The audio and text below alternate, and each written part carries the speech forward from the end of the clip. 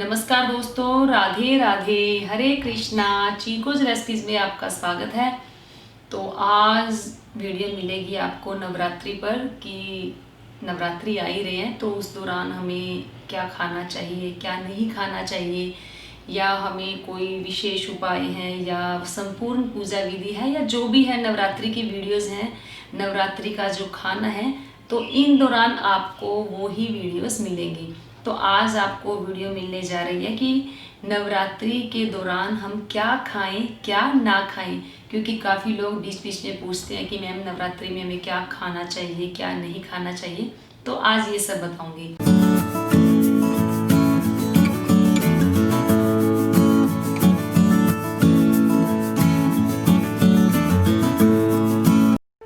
Subscribe करें chikoo recipes को और बेल आइकन को टैप करें मेरी हर वीडियो सबसे पहले देखने के लिए।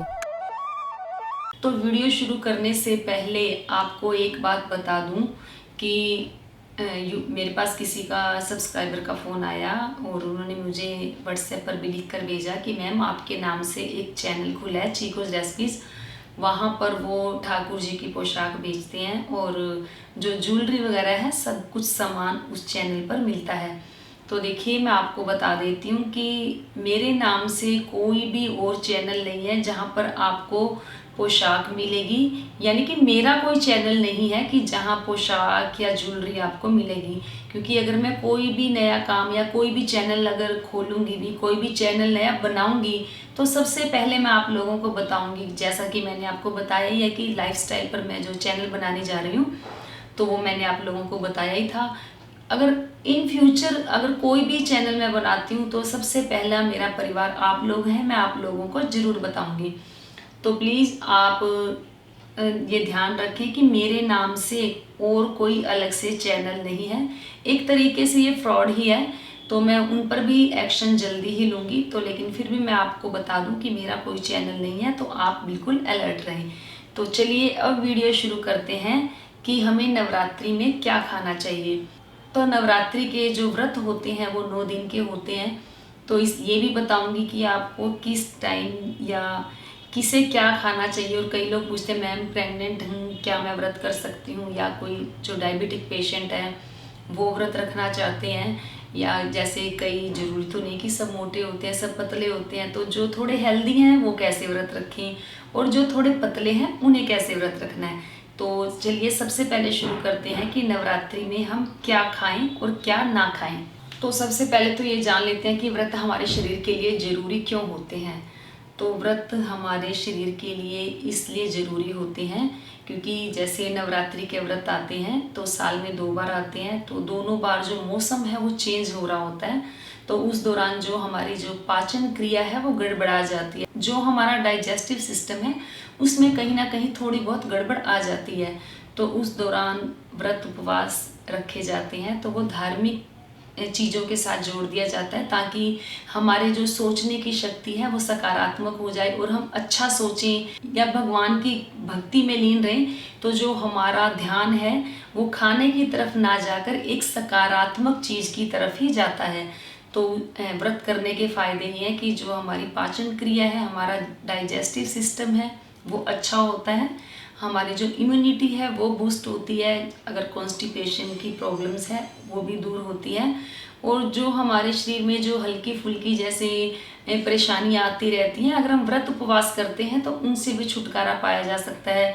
और जैसे कि हमारे जो अंदर की गंदगी है, जो हमारे टॉक्सिन्स हैं, वो भी व्रत के जरिए बाहर निकलते हैं।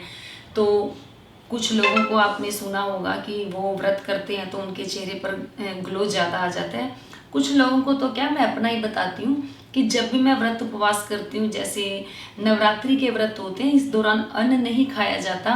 तो जो मुझे ऐसा लगता है कि जब मैं नवरात्रि के व्रत करती हूँ तो जो मेरा चेहरा है ज़्यादा ग्लो करता है, क्योंकि अन्न अंदर नहीं जाता है और जो हमारी इंटरनल सफाई है वो हो जाती है। तो चलिए अब बताती हूँ कि क्या खाएं क्या ना खाएं।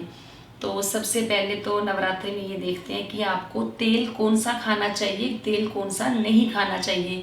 क्योंकि नवरात्रि में फलाहार खाया जाता है, तो आपको सोयाबीन का तेल नहीं खाना, आपको राइस ब्रैन ऑयल नहीं खाना, और आपको सरसों का तेल बिल्कुल भी नहीं खाना है। बाकी जैसे आप सनफ्लावर ऑयल खा सकते हैं, इसके अंदर मूंगफली का तेल भी खा सकते हैं, देसी घी में बना हुआ खाना भी खा सकते हैं। तो ये तो होगी तेल की बात। फिर बात करते हैं मसालों की। तो नवरात्रि में जो मसाले हैं वो जीरा तो खाया ही जाता है, कई लोग जीरा भी नहीं खाते हैं, लेकिन मैं जीरा खाती हूँ। लेकिन मैक्सिमम लोग जो जीरा है वो खा लेते हैं। और उसके अंदर नमक सेंधा खाया जाता है, और जो काली मिर्च है वो खाई जाती है। कुछ लोग लाल मिर्च का प्रयोग भी कर लेते हैं, और धनिया पाउडर भी खा लेते हैं, और हरा धनिया भी खाया जाता है। आपके व्रत जैसे रखे जाते हैं, जो मसाले आपके व्रत के दौरान खाए जाते हैं आप वो ही डालें। वैसे ज़्यादा तीखा मसाला नहीं खाना चाहिए व्रत के दौरान, तो उससे एसिडिटी होने का डर रहता है। जो हल्दी, लाल मिर्च और धनिया पाउडर कहते हैं कि व्रत में नहीं खाना चाहिए। कुछ लोग टमाटर भी नहीं खाते हैं, तो जो मेरे ससुराल में है वो सारे मसाले भी खा लेते हैं, और जो ये हल्दी पाउडर भी वहाँ खाया जाता है। तो आप अपने घर के हिसाब से खाएं। तो लेकिन एक नॉर्मली जो खाया जाता है वो सिर्फ जीरा खाया जाता है, जीरा पाउडर खाया जाता है, नींबू का रस, लाल मिर्च पाउडर कुछ लोग डाल लेते हैं, काली मिर्च पाउडर खाया जाता है, और सेंधा नमक खाया जाता है। तो मसालों में तो हो गया ये। अब बात कर लेते हैं कि सब्जियों में क्या क्या खाया जाता है।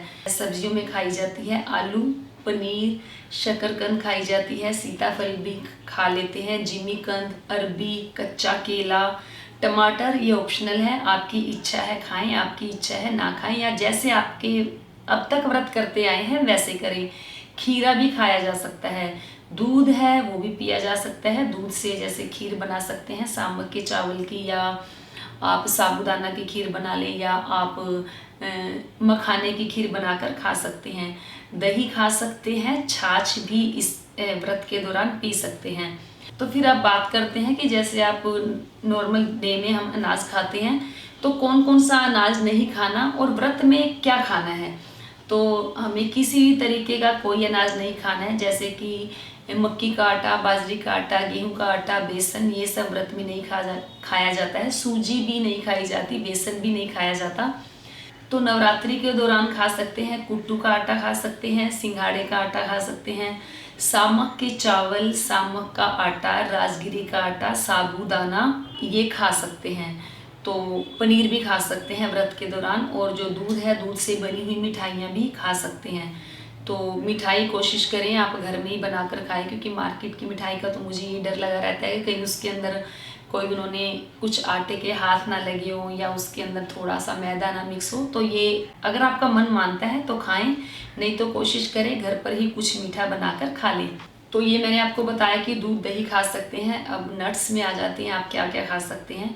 तो नट्स में आप खा सकते हैं काजू भी, सारे नट्स खा सकते हैं। काजू है, बादाम है, मखाने हैं, और अखरोट हो गए, मूंगफली हो गई, ये सब आप अपने खाने में शामिल कर सकते हैं। किशमिश भी आप खा सकते हैं।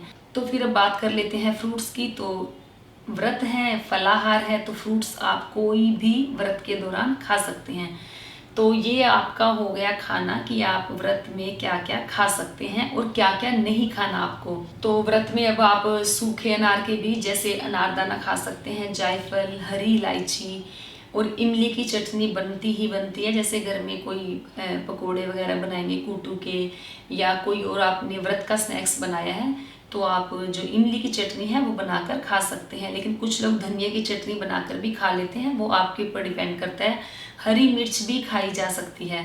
तो चलिए, ये तो हो गया, मैंने आपको बता दिया कि क्या क्या खाना चाहिए, क्या क्या नहीं खाना चाहिए। तो अब बात कर लेते हैं कि इस व्रत को कौन कौन कर सकता है, कौन कौन नहीं कर सकता, और कोई नहीं भी कर सकता तो वो करना चाहे तो क्या तरीका है उस व्रत को करने का। तो इस व्रत को बच्चे भी कर सकते हैं, बुजुर्ग भी कर सकते हैं, और जो यंग है यानी कि जो जवान है वो भी इस व्रत को कर सकते हैं। 9 दिन के जो नवरात्रे हैं, तो जो बच्चे हैं वो ये व्रत करें, खा पी कर व्रत करें, और जो बुजुर्ग हैं वो भी अपनी सेहत को देखते हुए खा पी कर ही व्रत करें। अगर कोई डायबिटिक पेशेंट है तो उसे व्रत करना भी है। तो जो डायबिटिक पेशेंट है वो हर 2-2, 4-4 घंटे के बाद कुछ ना कुछ खाते रहें। कोशिश करें तला भुना ना हो, दूध, दही, छाछ, पनीर ये सब वो खा सकते हैं। और जिनका वजन ज़्यादा है जो हेल्दी हैं, तो उनके लिए तो ये जो नवरात्रे हैं वो बहुत अच्छे होते हैं कि इससे जो हमारी बॉडी है डिटॉक्स भी हो जाती है व्रत के करने से, और जो एक्स्ट्रा फैट है वो भी कम हो जाता है। तो जिन्होंने अपना वज़न कम करना है तो वो लिक्विड डाइट ज़्यादा लें, जूस पिए, दही लें, दही भी कोशिश करें कि वो लें जिसमें फ़ैट कम हो। डबल टोन दूध ले लें, जो फैट फ्री दूध ले लें, उसकी दही जमा लें, वो खा लें, या छाछ पी सकते हैं और जूस ले सकते हैं। या तला भुना ना खाएं, कोशिश करें कि तला भुना कम से कम खाएं। हाँ, जैसे नट्स वो लोग ले सकते हैं, लेकिन जो व्रत का खाना होता है, फलाहार होता है नवरात्र, जैसे कुट्टू का आटा, सिंगाड़े का आटा, इसकी ज़रूरी नहीं है पूरी बनाकर खाया जाए।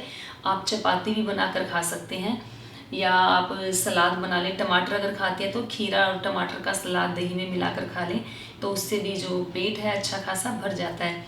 तो लेकिन कोशिश करें, क्योंकि जो व्रत का खाना होता है उसके बाद हमें पानी बहुत ज़्यादा पीना होता है, क्योंकि वो जो पूरा खाना है जैसे कुट्टू का आटा वो गर्म बहुत होता है।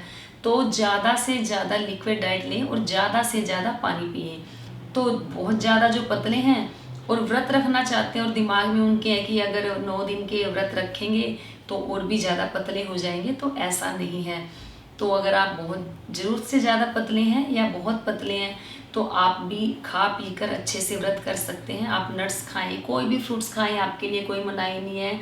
मीठा खाएं, नमकीन खाएं, तला भुना खाएं, लेकिन तला भुना ज़्यादा ना खाएं, क्योंकि ज़्यादा तला भुना खाने से जो एसिडिटी है वो बन जाती है, और ज़्यादा खाने से भी एसिडिटी बन जाती है, ज़्यादा तला भुना खाने से भी एसिडिटी बन जाती है, और बिल्कुल ना खाने से भी जो एसिडिटी है वो बन जाती है। तो ये जो व्रत है वो कोई भी कर सकता है। जैसे आपने सूप बना लिया, जूस बना लिया, नींबू का रस भी आप व्रत के दौरान ले सकते हैं, क्योंकि जब आप नींबू का रस लेंगे विटामिन सी जाएगा, तो जो स्किन है वो अच्छी खासी ग्लो करेगी। और पानी सबसे ज़्यादा आपको पीना है, नारियल पानी भी पी सकते हैं। तो ये मैंने आपको बताया कि व्रत कौन कौन रख सकता है। देखिए, व्रत कोई भी रख सकता है, लेकिन थोड़ा सा हमें अपने शरीर को देखते हुए अपना थोड़ा टाइम टेबल बनाना होता है, क्योंकि आपको अपने शरीर का पता है कि हमें कब क्या खाना है, क्या नहीं खाना है। और अगर आप मोटे हैं तो तला भुना कम खाएं, चपाती बनाकर खा लें, और पानी ज़्यादा से ज़्यादा पिएं। आप नींबू रस डालकर भी पानी पी सकते हैं। अगर आप नमक दिन में 2 बार ले लेते हैं तो नमक भी ले सकते हैं 2 बार। लेकिन व्रत और उपवास में यही फ़र्क होता है कि जो व्रत होते हैं उसमें तो 2-3 बार खाया जाता है, लेकिन उपवास का मतलब होता है कि कम से कम खाना। तो ये आपको देखना है कि आपने व्रत करना है या उपवास करना है। तो देखिए, जो व्रत है आप अपने शारीरिक सामर्थ्य के अनुसार करें। अगर आपको शरीर में कोई प्रॉब्लम है तो आप अपना जो टाइम टेबल है खाने का उसी हिसाब से बनाएं। अगर आप डायबिटिक पेशेंट है तो आपको पता ही है कि आपको मीठा नहीं खाना है, तो आप उसी हिसाब से अपना थोड़ी थोड़ी देर में खा कर जो व्रत है वो भी कर सकते हैं। बच्चे भी कर सकते हैं इन व्रतों को। तो जो प्रेग्नेंट लेडीज़ हैं वो भी इन व्रतों को कर सकती हैं सब कुछ खाकर, लेकिन उन्हें भूखा नहीं रहना है। हर थोड़ी थोड़ी देर के अंतराल में वो कुछ ना कुछ खाती रहें, लेकिन जो प्रेग्नेंट है वो तला भुना कम से कम खाएं, क्योंकि तला भुना खाने से उनको जो एसिडिटी की प्रॉब्लम है वो ज़्यादा हो जाएगी। तो बस उम्मीद करती हूँ जो मैंने आज की वीडियो बनाई है आपको ज़रूर पसंद आई होगी।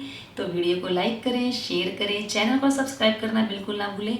हमेशा की तरह अपने सुझाव देते रहें। आज के लिए इतना ही, फिर मिलते हैं। धन्यवाद। हरे कृष्ण।